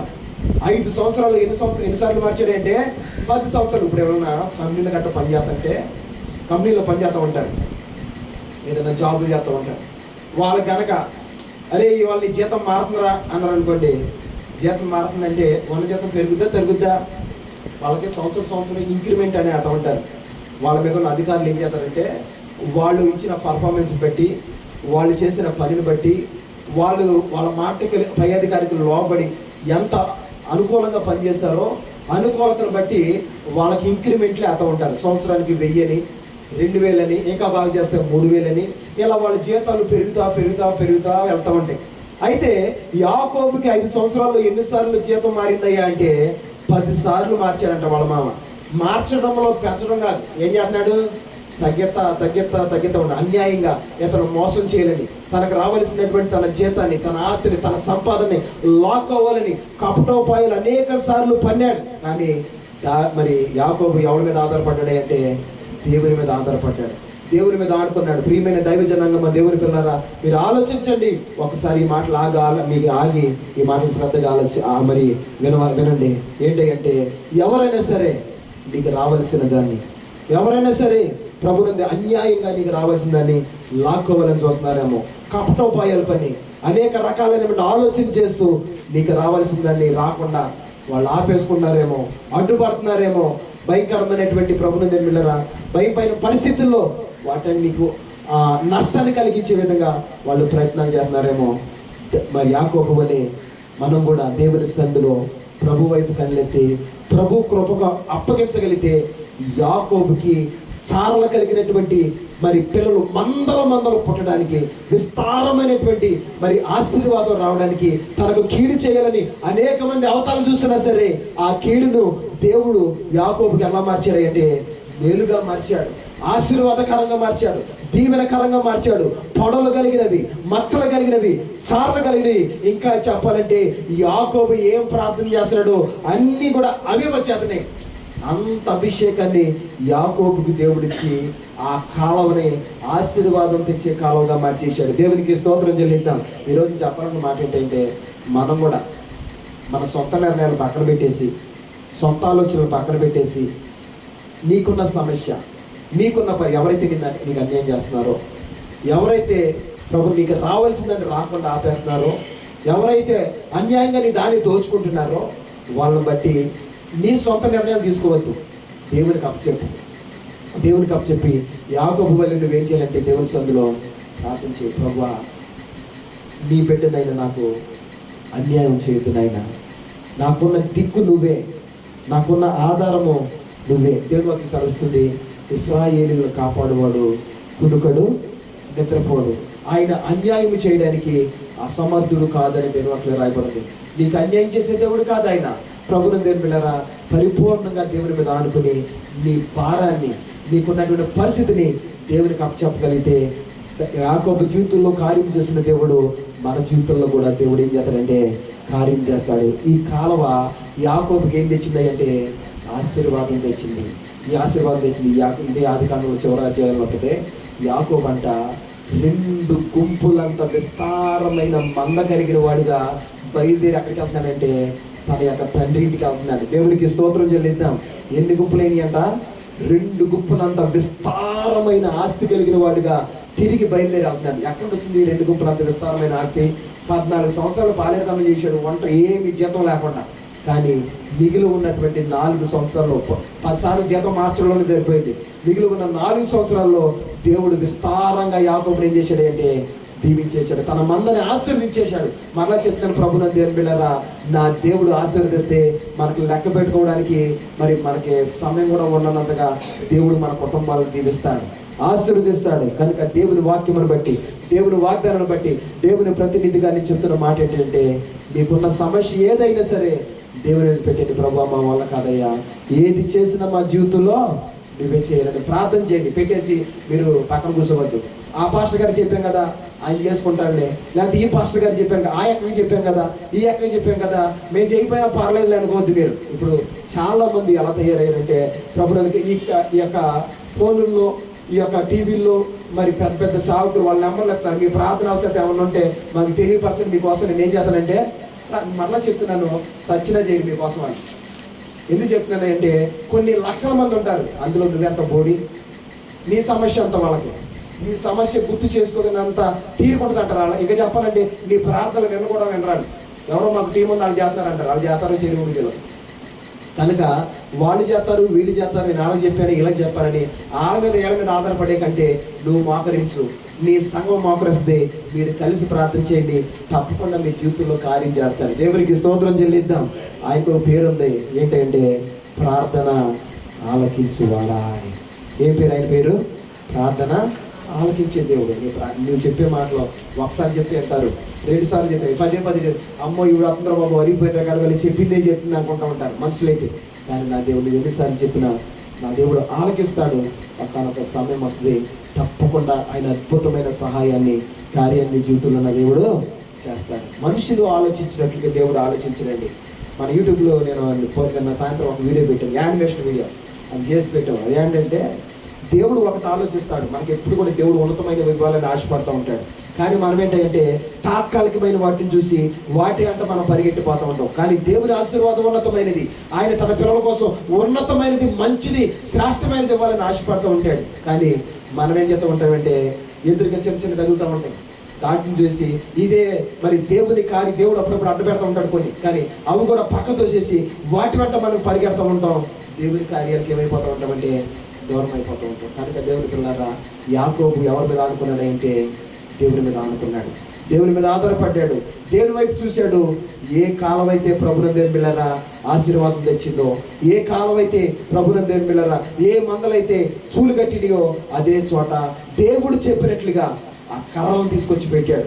మనం కూడా ప్రార్థన చేసినప్పుడు తప్పకుండా సమయోచితమైనటువంటి సహాయాన్ని దేవుడు అనుగ్రహిస్తాడు. కనుక మనం ఎవరి వైపు చూడాలంటే, మన పని మనం చేస్తే దేవుడు చేసే పని దేవుడు చేస్తాడు. మనం చేయవలసింది ఏం పని? ప్రార్థన చేయాలి. దేవుడు ఇచ్చిన మనకు ఒకటే పని ఏంటంటే ప్రార్థించి నీ బ్రతుకుల్లో దేవుడు కార్యం చేయాలంటే ముందుగా నువ్వు ప్రార్థించి దేవునికి స్తోత్రం చెల్లిద్దాం. కనుక ఇదేనో కాలువ, రెండో కాలువ. మొదటి కాలువ ఏంటి అంటే కప్పలతో నిండిన కాలువ. కప్పలంటే ఏంటి అంటే అపవిత్రాత్మలో. బయట గడ్డి చెప్పలేదు, చాలా ఉందండి అది, కానీ టైం లేదు కనుక నేను చెప్పలేదు దాన్ని. చాలా రకాలైన మనుషుల్లో ఉండేటువంటి భయంకరమైన అపవిత్రమైన కార్యాలు, భయంకరమైనటువంటి పరిస్థితులను కూడా అక్కడ గలతీయులకు రాసిన పత్రికలో 5వ అధ్యాయంలో 19వ వచనంలో మనం చదివిందాక అవన్నీ కూడా మనలో నుండి తొలగించబడాలి. దేవుని స్వరూపి మనలోకి వచ్చి రావాలి.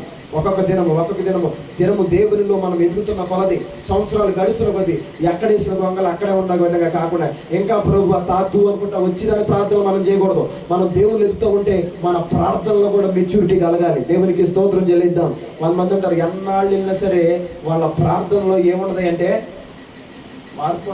మార్పు వచ్చి రాని ప్రార్థన ఎన్నాళ్ళు చేసిన ప్రభుని దేవుని బిళ్ళారా వచ్చి రాని ప్రార్థనే. ఇప్పుడు మన పిల్లలు బడికి వెళ్తారండి, వాళ్ళు చదివిస్తున్నాం మనం. మరి 10వ తరగతిలో కూడా తాతూ అన్నాడు అనుకోండి, ఏం చేస్తాం? ల్యాగ్ పెట్టి ఒకటి బీగుతాం. కారణం ఏంటంటే, అరే ఇన్ని సంవత్సరాలు చదివేస్తున్నాను, ఇన్ని సంవత్సరాలు నేను పంపించాను, ఇంకా నీకు చదవడానికి ఏం రావట్లేదంటే అక్షరాలు రావట్లేదని పడతాం. ఈరోజు ప్రభుత్వం దేవుని బిళ్ళారా ఎన్ని దేవునిలో మనం ఎదుగుతున్న కొలది ప్రార్థనలో కూడా మనం ఏం చేయాలంటే ఎదగాలి. వచ్చి రాని ప్రార్థన మానేయండి. దేవుని సందులో వచ్చి రాని ప్రార్థనలే దేవుడు ఆలకెత్తాడు అన్నారు. ఎప్పుడది? దేవుని సందులోకి వచ్చిన కొత్తలో నీకు వచ్చినా రాకపోయినా నీ నోటిని ఏమైతే వస్తుందో దాన్ని ఆమె ముద్ర వేస్తాడు. 10 సంవత్సరాలు వచ్చి నీ దేవుని సందులోకి వచ్చి 10 సంవత్సరాలు అయినా ఇంకా నాకు ప్రార్థన రాదంటే కుదరదు. అక్కడ ప్రార్థన నేర్చుకోవాలి, మనం చేయాలి. దేవునికి స్తోత్రం చెల్లిద్దాం. హల్లెలూయా. నీ ప్రార్థనే నీ కుటుంబంలో కార్యం చేస్తాయి. నీ ప్రార్థనే నీ బిడ్డల జీవితాలు అద్భుతాలు చేస్తాయి. కనుక ఒక ప్రార్థన చేసే తండ్రిగా, ప్రార్థన చేసే తల్లిగా నువ్వు ఉండాలని యాకోబుని ఈరోజు మన ముందు పెట్టాడు దేవుడు. దేవునికి స్తోత్రం చెల్లిద్దాం. తన పరిస్థితుల కోసం, తన ఆశీర్వాదం కోసం, తన దీవెన కోసం, తన బిడ్డల యొక్క క్షేమం కోసం యాకోబు ప్రార్థన చేశాడు. చేసినట్లుగానే విస్తారమైన సంపదను దేవుడు యాకోబుకి ఇచ్చాడు. ఈ కాలం నేను పెట్టుకున్న పేరేంటంటే ఆశీర్వాదము తెచ్చిన కాలువ. ఏం తెచ్చింది ఈ కాలువ? ఎవరికి తెచ్చింది? యాకోబు తెచ్చింది. మనం కూడా దేవుని మీద ఆధారపడి ఆనుకుని ప్రార్థన చేయగలిగితే యాకోబుని ఆశీర్వదించిన దేవుడు మనల్ని కూడా ఆశీర్వదించును గాక. హల్లెలూయా. ఇక చివరిగా 3వ మాట కూడా మనం చూసుకుందామండి. ఈ కాలువ ఏ కాలువ అంటే కీర్తన గ్రంథము మనందరికి తెలిసినటువంటి, ఇక కళ్ళు మూసుకుని కూడా చెప్పే మాట ఇది. కీర్తన గ్రంథము 1వ అధ్యాయము 2వ వచనం చదువుతాం. 1వ అధ్యాయం 2వ వచనం కీర్తన గ్రంథం. త్వరగా 2 నిమిషాలు. కీర్తన గ్రంథము 1వ అధ్యాయము 2వ వచనం.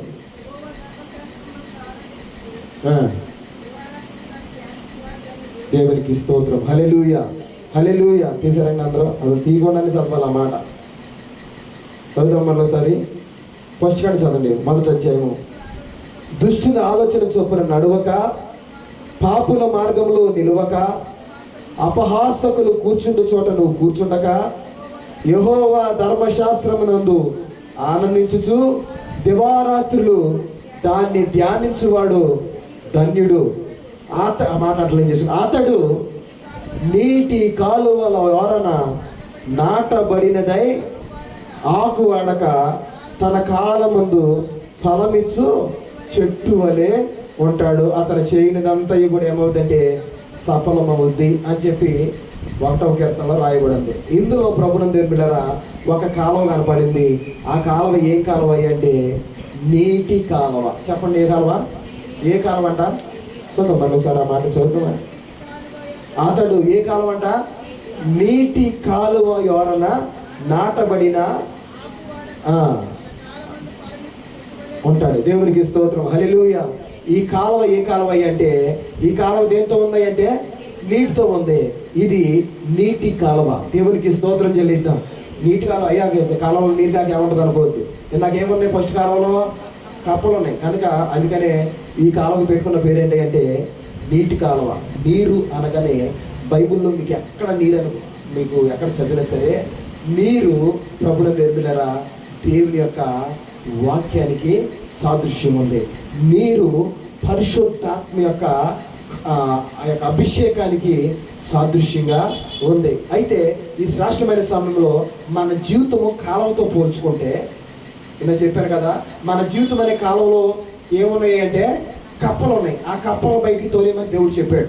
ప్రభునందు బిడ్డలారా ఇప్పుడు మరలా చెప్తున్నది అదే మాటనే. ఈ జీవితం అనేటువంటి కాలువ దేనితో నింపబడి ఉండాలి అంటే నీటితో నింపబడి ఉండాలి. దేవునికి స్తోత్రం చెల్లిద్దాం. హల్లెలూయా, హల్లెలూయా, హల్లెలూయా. ఒకసారి దేవుని వాక్యంలో నేను చెప్పాను, దురాత్మ అంట ఒక వ్యక్తిని విడిచి బయటికి వెళ్ళిన తర్వాత అది బయట తిరుగుతా ఉంటుందంట. తిరుగుతూ ఉన్నప్పుడు ప్రభునందు బిడ్డలారా నీరు లేని స్థలాలను అది ఏం చేస్తూ ఉంటుంది అంటే వెతుకుతూ ఉంటుందంట. ఇది సొంత మాటలు కాదు, కొత్త మాటలు కాదు, బైబిల్లో ఉన్న మాటలే. రెఫరెన్స్ చూపించడానికి టైం లేదు కనుక నేను చెప్పేస్తున్నాను. శ్రద్ధ కలిగించండి. ఒక వ్యక్తిలో నుండి ఒక దురాత్మ బయటికి వెళ్ళిన తర్వాత, ఒక వ్యసనము బయటికి వెళ్ళిన తర్వాత అది దేన్ని వెతుకుతుంది అంటే నీరు లేని స్థలాలను ఏం చేస్తూ ఉంటుందంటే వెతుకుతూ ఉంటుందంట. ఏ హృదయంలో నీరు లేదా, ఏ హృదయంలో నీరు లేదా, నీరు లేని హృదయాలకు వెళ్దామని చెప్పి ప్రభునందు బిడ్డలారా తిరుగుతూ ఉంటుందంట. తిరుగుతూ ఉంటే ఎక్కడ చూసినా సరే నీరున్న స్థలాల్లో కనపడుతుంది. అయితే అది ఏం ఆలోచించేద్దో తెలుసా? అరే ఒకసారి నేను నా యొక్క ఇంటిని నేను ఏం చేశానంటే విడిచి వచ్చేసాను, అందులోకి నీరు వచ్చిందని ఆ విడిచి నేను ఇల్లుని విడిచి వచ్చేసాను. ఒకసారి అది ఎలా ఉందో మరలా తిరిగి చూసొద్దామని చెప్పి అది విడిచి వెళ్ళినటువంటి శరీరం దగ్గర వ్యక్తి దగ్గరికి మరలా వద్దంట. వచ్చినప్పుడు ప్రభునందు బిడ్డలారా ఇందులో గనక నీరు గనక లేకపోతే అది వెళ్ళింది మరలా ఎంతమంది తీసుకొస్తాయి అంటే తనకంటే బలమైన వాటిని 7 తీసుకొచ్చి ఇందులో ప్రభునందు బిడ్డలారా తిష్ట వేద్దంట. ఆ వ్యక్తి యొక్క పరిస్థితి మునుపటి స్థితి కంటే మరలా ఎలా మారిపోతాయి అంటే బహుఘోరంగా మారిపోద్దని దేవుని వాక్యంలో రాయబడింది. ఇందుని బట్టి నేను చెప్తున్న మాట ఏంటి అంటే నీరు ఉంటే దెయ్యం ఉండదు. దేవునికి స్తోత్రం చెల్లిద్దాం. హల్లెలూయా. మనలో ఏముండాలంట? ఈ కాలువ, ఈ మానవ హృదయం అనే కాలువ దేని చేత నింపబడాలి అంటే దేవుని వాక్యం అనే నీటి చేత మన హృదయాలు నింపబడును గాక. హల్లెలూయా, హల్లెలూయా.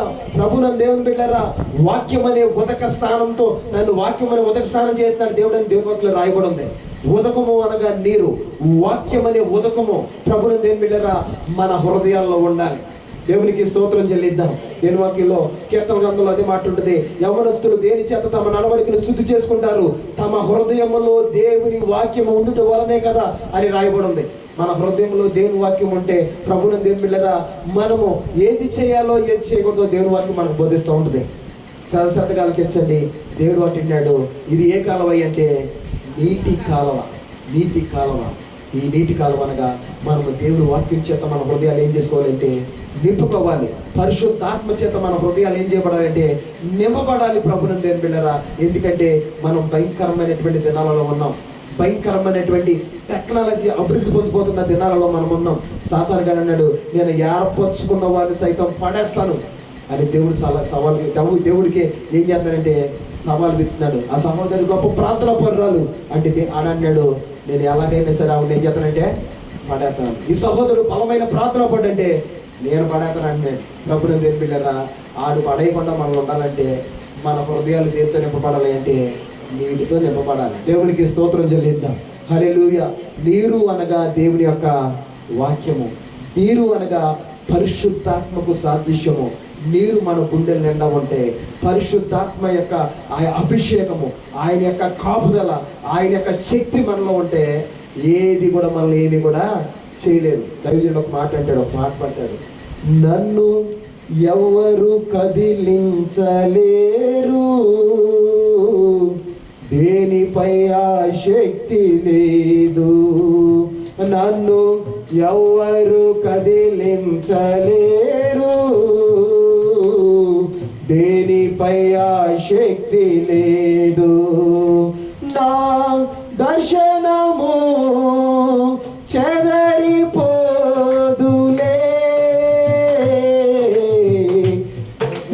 తోడుండగా నా దర్శనము చెదరిపోదులే, ప్రభువు మనకుండగా. నన్ను ఎవరు కదిలించలేరు, దేనిపై ఆసక్తి లేదు. నన్ను ఎవరు కదిలించలేరు, దేనిపై ఆసక్తి లేదు. దేవునికి స్తోత్రం, హల్లెలూయా. ప్రభునందన్ బిళ్ళరా, ఈ శ్రేష్టమైన సమయంలో మన గుండెల్లో దేవుని వాక్యం చేత నింపబడితే, నీరు అనే దేవుని వాక్యం మనలో ఉంటే మనల్ని ఎవరు కూడా ఏం చేయలేరు అంటే కదిలించలేరు. దేని మీద కూడా మనకి ఏముండదండి ఇంకా ఆసక్తి, నా దేవుని మీద తప్ప దేని మీద కూడా ఏముండదు అంటే ఆసక్తి ఉంది. కనుక మనం దేని చేత నింపబడాలి అంటే వాక్యం చేత నింపబడాలి. ఈ వాక్యమే ప్రభువుని దేని పిల్లరా, బలహీనమైన పరిస్థితుల్లో మనకి ఏమిస్తాయి అంటే బలనిస్తాయి. అనారోగ్యంలో ప్రభువుని దేని పిల్లరా, దేవుని యొక్క ఆదరణ మనకిస్తే ప్రభువుని దేని. అంతేకాదు, అందరూ చేయి విరిచిన దేవుని యొక్క ఆశ్రయం మనకిస్తుంది. వాక్యమే, వాక్యము చేత మనం ఏం చేయబడతామో అంటే బలపరచబడతాం, వాక్యం చేత ధైర్యపరచబడతా ఉంటాం, వాక్యము చేత అపవాదిని ఎదిరించగలిగినటువంటి శక్తిమంతులుగా మనం మార్చబడతాం. కనుకనే దేవుడు అంటున్నాడు, ఏ కాలం ఈ కాలువ అంటే నీటి కాలువ, నీటి కాలువ. నీరు అనగా దేవుని వాక్యం. ఇప్పుడు మరలా ప్రభువుని మనం మెయిన్ వాక్యం దగ్గరకు వచ్చేస్తే దేవుడు అంటున్నాడు, ఒకసారి చూద్దాం, నీటి కాలువల యోరన. చూద్దాం ఒకసారి మాట చూద్దాం.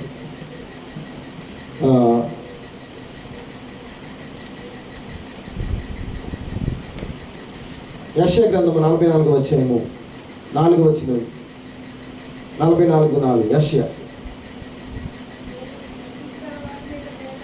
44:4 వచనం. నీటి కాలువ యోరన నాటబడిన నిరవంజి చెట్టు వలె వాళ్ళు ఎదుగుతారంట. ఈరోజు ప్రభువుని బిడ్డలారా, నీటి కాలువ అంటే ఏంటో చెప్పాం. దేవుడు అంటున్నాడు, నువ్వు గనక ఇలాంటి పరిస్థితుల్లో నుండి బయటపడి దేవుని నీటి కాలువ లాంటి అనుభవాల్లో కనుక నువ్వు రాగలిగితే, దేవుడు నిన్ను అన్నాడు ఆ కాలువ లాంటి అనుభవాల దగ్గర నిన్ను నాటుతాడంట. నాటమే కాదు ప్రభువుని దేని పిల్లరా, నాటిని నువ్వేం చేస్తావంటే నీటి కాలువల దగ్గర ఉన్న చెట్టు ఏ విధంగానైతే, నీరు సమృద్ధిగా ఉన్న చెట్టు ఏ విధంగానైతే ఆశీర్వదించబడద్దో, దీవించబడద్దో, బలము చేత నింపబడద్దో. ఇంకా చెప్పాడు, అక్కడ ఉదాహరణ ఇచ్చాడు, నిరవంజి చెట్టు అన్నాడు. నిరవంజి చెట్లు ఎలాగైతే ఆకాశంలోకి దగ్గర 100 అడుగుల వరకు ఏ విధంగా వ్యాపిస్తుందో, అలాగున మన జీవితాలను దేవుడు ఆశీర్వదించాలని. అంతేకాదు, నిరవంజి చువ్వలు ఎంత బలంగా అయితే ఉంటుందో, సంసోను సైతం, బలమైనటువంటి సంసోను సైతం బంధించగలిగిన ఎంత బలం కలిగి ఉంటుంది ఆ నిరవంజి చువ్వలు, అంత బలమైన వారిగా, అంత శక్తి కలిగిన వారిగా, అంత ఆశీర్వదించబడిన వారిగా దేవుడు మనల్ని, మన కుటుంబాలని దీవించాలని, ఆశీర్వదించాలని మనందరితో ఈ వాగ్దానాన్ని ఇచ్చాడు. దేవునికి స్తోత్రం చెల్లిద్దాం, హల్లెలూయా. నీటి కాలువల వారు నాటబడినటువంటి నిరవంజి చెట్ల వలె వాళ్ళు ఏం చేస్తారంటే ఎదుగుతారు. దేవుని ఆశ, దేవుని ఆలోచన అంతా కూడా ఏంటి అంటే నీ కుటుంబం ఉన్నతంగా ఎదగాలి, బలము కలిగి ఎదగాలి, శక్తి చేత నింపబడి ఎదగాలి అన్నదే దేవుని ఉద్దేశం. కనుక ప్రభువుని దేవుని బిడ్డలారా, ఈ శ్రేష్టమైన సమయంలో నా మాటలు ముగిస్తున్నాను. ఏమైనా మన హృదయాల్లో కప్పల వంటి అపవిత్రాత్మ కలిగినటువంటి స్వభావాలు, లక్షణాలు, గుణాలు కనుకుంటే వాటిని తొలగించేసుకుందాం. దేవుడు చెప్పాడు, మొదటి కాలువ కప్పలతో నిండిన కాలువ. వాటి ఆ లక్షణాలు తొలగించుకుందాం. రెండోది ఏంటంటే ఆశీర్వాదము తెచ్చిన కాలువ. ఆశీర్వాదం ఎలా తెచ్చింది అంటే వాటిని ప్రభువుని దేవుని బిడ్డలారా కీడు చేయాలని, అతని సంపదను దోచుకోవాలని, అతని కష్టార్జితాన్ని దోచుకోవాలని ఆశపడినటువంటి, కుట్రంగా ఆలోచించినటువంటి లాబాను కబంధ హస్తాల నుండి దేవుడు మరి యాకోబుకి గొప్ప ఏమిచ్చాడంటే దీవెనిచ్చినాడు, ఆశీర్వదించాడు. ప్రభుని దేవుని బిడ్డలారా, ఆ కాలువ ద్వారానే తన మందల్ని వృద్ధి చేశాడు, వ్యాప్తి చేశాడు. ఈ కాలువ మన ప్రార్థనా జీవితానికి సాదృశ్యంగా కనపడుతుంది. దేవునికి స్తోత్రం చెల్లిద్దాం. హల్లెలూయా, హల్లెలూయా. కనుక ఒకవేళ ప్రార్థనలో దిగజారిపోయి ఉన్నాము, వాళ్ళు చేస్తారు, వీళ్ళు చేస్తారు, సేవకు పాస్టర్ గారు చేస్తారు, పాస్టర్ గారు చేస్తారు, సంఘంలో ఆ యాక్కి చెప్పాను, ఈ యాక్కి చెప్పానని చెప్పి నువ్వు నిద్రపోవద్దు. ప్రభుని దేవుని బిడ్డలారా, ముఖ్యంగా మెయిన్గా నీ జీవితంలో దేవుడు కార్యం చేయాలంటే ఎవరి ప్రార్థన ఉండాలంటే నీ ప్రార్థనే ఉండాలి. కనుక నువ్వు ప్రార్థన మా ప్రార్థన కావచ్చు, ఇంకా సంఘాలు ఎవరు చేసినా సరే నీ ప్రార్థనకు సపోర్టే తప్ప ముఖ్యంగా నువ్వు ప్రార్థన చేయాలి. నీ జీవితంలో కార్యం చేయాలంటే నువ్వు ప్రార్థన చేయాలనుక ప్రభుని దేవుని బిడ్డలారా, యాకోబు దేవుని సందులో ప్రార్థన చేశాడు, లాభాల మీద గొప్ప జయాన్ని చూశాడు. 2 మందలంత విస్తారమైనటువంటి ఆశీర్వాదం కలిగిన వాడిగా దేవుడు అతన్నే నింపాడు. కనుక దేవుడు నిన్ను ప్రార్థనతో నింపును గాక. హల్లెలూయా, హల్లెలూయా. మూడోదిగా మన హృదయాల నిండా కూడా ఏమి నింపుకోవాలి అంటే దేవుని వాక్యమే ఉండాలి, దేవుని వాగ్దానాలే ఉండాలి మనలో. ప్రభుని దేవుడు ఈ వాగ్దానాలు ఉంటే ఎవడొచ్చి నేను భయపెట్టినా, అపవాదిగా ఎన్ని అగ్నిబాణాలు వేసినా నీ హృదయంలో వాక్యం ఉంది కనుక, నీలో దేవుని ఆత్మ ఉంది కనుక అవి ఏమి నేను కూడా ఏం చేయలేదంటే ఏమి చేయలేవు. భక్తిలో నుండి నిన్ను దిగజార్చలేవు. సాతాను గాడికి అవకాశం ఎక్కడ ఉండదో నిన్ను ఎవడు కూడా పడలేదు. వాడు అన్నాడు, విర్రవీగుతున్నాడు, నేను ఏర్పరుచుకున్న వాడిని సైతం నేను ఏం చేస్తానంటే పడేస్తాను. దేవుని వాక్యం నీలో ఉంటే ఆడు కాదు కదా, ఆడు బాబు వచ్చినా సరే నిన్ను పడేలేడు భక్తి జీవితంలో. కనుక ప్రభుని దేవుని బిడ్డలారా, ఈ మాటలు మీ హృదయాల్లో ముద్రించుకోండి. తద్వారా దేవుడు ఇస్తానన్నటువంటి ఆ నిర్వంజ చెట్టు లాంటి ఆశీర్వాదాలను మీరు పొందుకోండి. దేవుని చిత్తమైతే ఒకరోజు దాని గురించి విపులంగా నిర్వంజ చెట్టు గురించి మాట్లాడుకుందాం. ఈ కొద్ది మాటలు మనందరి హృదయాల్లో దేవుడు ఫలింపచేయును గాక. హల్లెలూయా. తల వంచుతాం, ఒక చిన్న పల్లవ పడుకొని ప్రార్థన చేస్తున్నాం. అందరూ కూడా తల వంచుతాం. ఒక చిన్న పల్లవి. ఈరోజు కాలువలు అనే మాట మీద దేవుడు మాట్లాడు. నీ హృదయమే ఒక కాలువ, నీ జీవితమే ఒక కాలువ. ప్రభుని దేవుని బిడ్డలారా, ప్రార్థన లేమితో ఉంటే ఆ కాలువ నీకు ఆశీర్వాదం తేదు. కప్పలతో నింపబడితే అపవిత్ర ఉంటుంది, కానీ దేవుడు నేను అపవిత్రత ఉన్న వారిని, పరిశుద్ధత లేని వాళ్ళని పక్కదోషేస్తాడు ఆయన. కనుక నీలో పరిశుద్ధత ఉందో లేదో ఒకసారి చూసుకో. ప్రభుని దేవుని బిడ్డలారా, ముఖ్యంగా మూడోదిగా దేవుడు అన్నాడు, నీ కాలువ, నీ జీవితం అనే కాలువ, నీ హృదయం అనే కాలువ దేంతో నింపబడాలి అంటే నీటి చేత నింపబడాలి. నీటి అనుభవం నీకు ఉండాలి. నీటి అనుభవం నీకు ఉన్నప్పుడే నీ కుటుంబం కావచ్చు, నువ్వు కావచ్చు, ప్రభుని దేవుని నీటి కాలువల వారు నాటబడినటువంటి చెట్టు, నీటి సమృద్ధి కలిగిన చెట్టు ఏ విధంగా వృద్ధిలోకి వస్తో, ఏ విధంగా అభివృద్ధి చెందుతో ఆ విధంగా దేవుడు నిన్ను నీ కుటుంబాన్ని ఆశీర్వదించాలని ఆశపడుతున్నాడు. కనుక ఆయన మీద ఆశ పెట్టుకోండి, ఆయన వైపు చూడండి. ఆయనే మన ఆశలు తీర్చేవాడు. కనుక ఆయన సందులో ప్రార్థన చేద్దాం. కళ్ళు మూసుకుని ఒక్క నిమిషం దేవుని సందులో అందరూ కూడా దేవుని సందులో కళ్ళు మూసుకుని ఒక చిన్న పల్లవ పడుకుని ప్రార్థనలో మనం ఆరాధనలో ముందు కొనసాగుతాం. ఒక ఆశ ఉందయ్యా,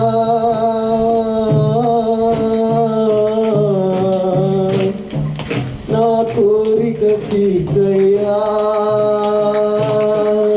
ఆ మనవిను యేసయ్యా,